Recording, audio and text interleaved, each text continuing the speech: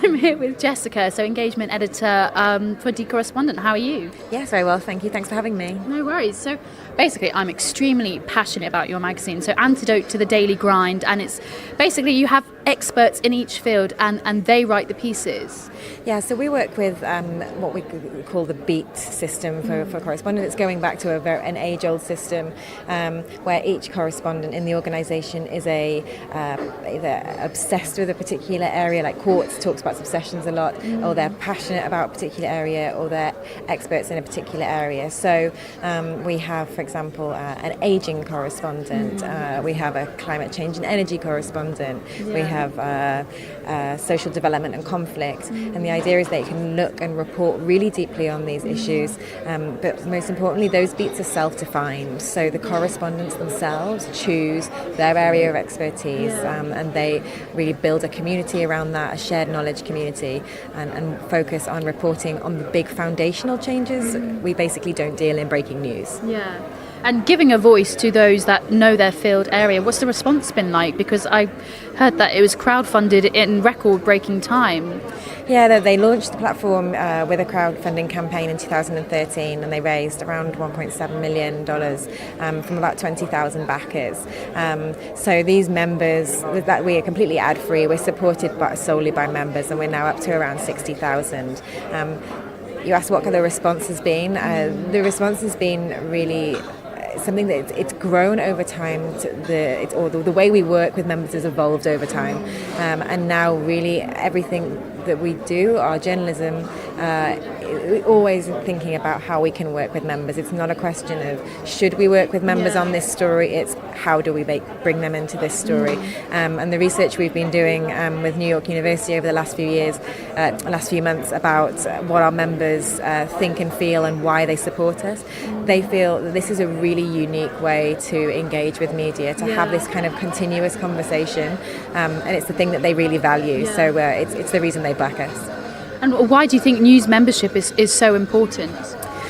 I think it really speaks to the trust crisis that we've seen developing in the news industry. There's countless surveys that show that we're below estate agents, politicians, bankers. My colleague Micah referred to us as being in the losers club of professions earlier as journalists, and that's a real shame, because what we do is critically important, not only for informing people but for democratic decision making. So membership really speaks to this idea that this should be a collaborative effort, but also this idea that the journalist isn't all seeing, all knowing. That age really feels like it's past, and I'm going to talk about this a little bit later, but this idea that my members or my readers know more than I do, and that's something that journalists have often said over the years. We've really built our model around that. Yeah. And you allow debates in your comment section, because then that can spark conversation and engage the community even further, yeah? Yeah, we've tried. The comment section gets a really bad rap in general, or has done in years gone by. First of all, we don't call it a comment section, we call it a contribution section, which sounds like a minor tweak, but the idea is that you're not commenting on something, you're contributing to. Yes. And we think that really helps to raise the game for contribution, so people actually thinking about what they're about to write there. Our correspondents, it's part of their responsibility alongside their reporting duties to engage in that conversation. So they, if say a member says, I've read your piece and I really disagree because my experience in this field shows X, we don't shy away from that kind of criticism, or we don't shy away from that kind of conversation, and the correspondent will go back in and have a discussion there. They're really present, and we also invite other experts in. So we did some stories on polio vaccines recently, and we made sure that we had immunologists in the contribution section. So while we don't have moderators in the way that has traditionally happened across lots of different websites, where the debate is moderated by people with expert knowledge, so they kind of perform two functions in that sense. And again, it really helps to raise the game in the contributions. Yeah, and so you make sure that they are verified, they are in fact experts, and that is how you further engage your community, really, because you build a community through your newspaper. Yeah, that's right. So it's online. It's an online platform. So that happens. It happens online. That conversation. But there are other ways we try to do it offline as well. So we have members, if we appeal for help, for example, do we need help with cleaning up data sets, for example? Do we need a particular type of academic expert to come and just explain a certain issue to us? They might come to the newsroom, they might spend time with us.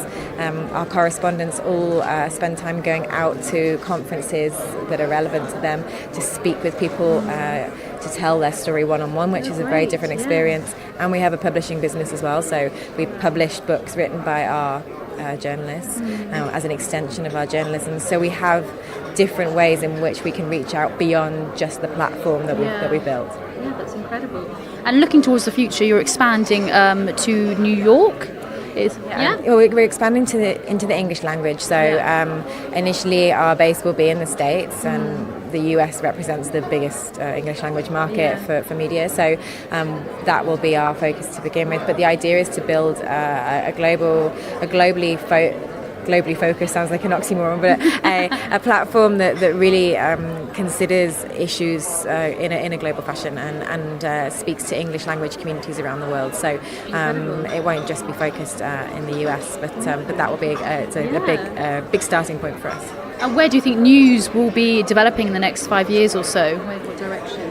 Oh gosh, what a question. I think what's really interesting as far as revenue models is concerned. So obviously we're majority member supported, we're completely ad free. But I think what we're seeing a lot of experimentation around revenue streams. And I think really, which is a good thing, people have stopped looking for the silver bullet. There's going to be no one thing, but it will be a combination of events and membership fees. There might be some advertising or advertorial content. So I think that's really interesting. Just being here today, listening to ideas around voice-activated devices in news, constant shifts in live video. I think those sorts of innovations are moving at such a pace. It's really hard to know where it's going to go in 5 years.